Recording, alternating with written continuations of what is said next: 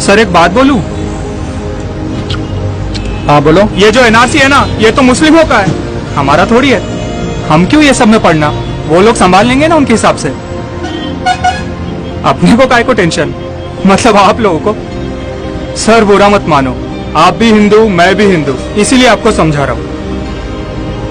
Bablu, CA का मतलब मालूम तुमको? हाँ, जो बाहरी देश के हमारे हिंदू भाई बहन है ना, उनको अपने देश की नागरिकता मिलेगी। गुड।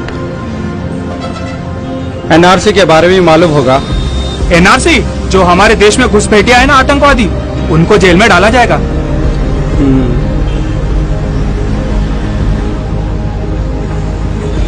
और एनपीआर?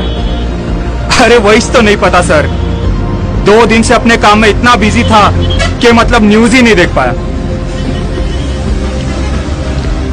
एक बात बता, ये देश किसका है? हमारा है सर। ये बिरला मंदिर, तिरुपति किसका है? हमारा है सर। चार मीनार किसका है? गंगा नदी और ताजमहल किसका है? अंबेडकर जी, गांधी जी, अब्दुल कलाम जी, ये सब किसके हैं? हाँ? हमारे देश के है सर। ये देश किसका है?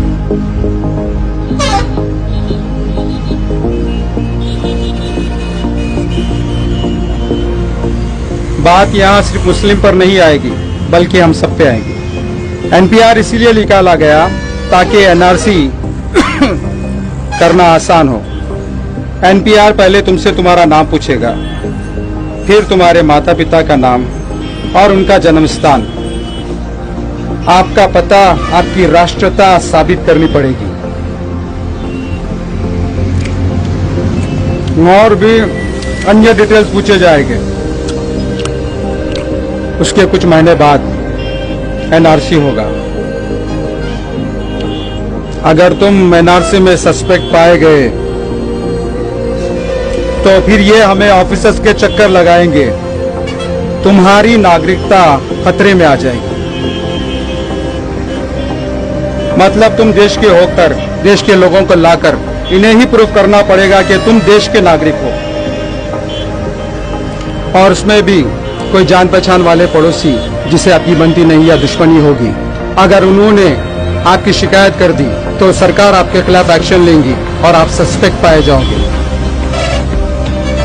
और अगर एनआरसी में फेल हो गए तो मुस्लिम्स को तो डिटेंशन कैंप में डाल दिया जाएगा।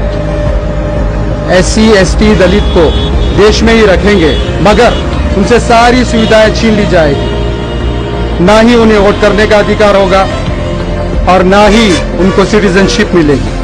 ना ढंग का जॉब, ना गवर्नमेंट स्कूल, ना हॉस्पिटल, बस ऐसे ही जी लो 2024 तक।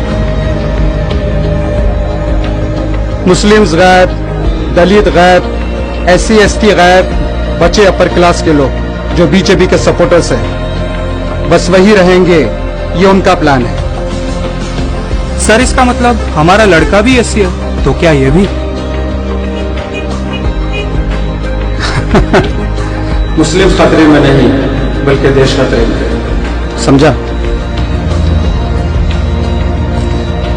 ठीक था मगर अच्छा था। कितना हुआ? 30 रुपए सर। इसका मतलब हमारा देश खतरे में है। सर मैं भी आ रहा।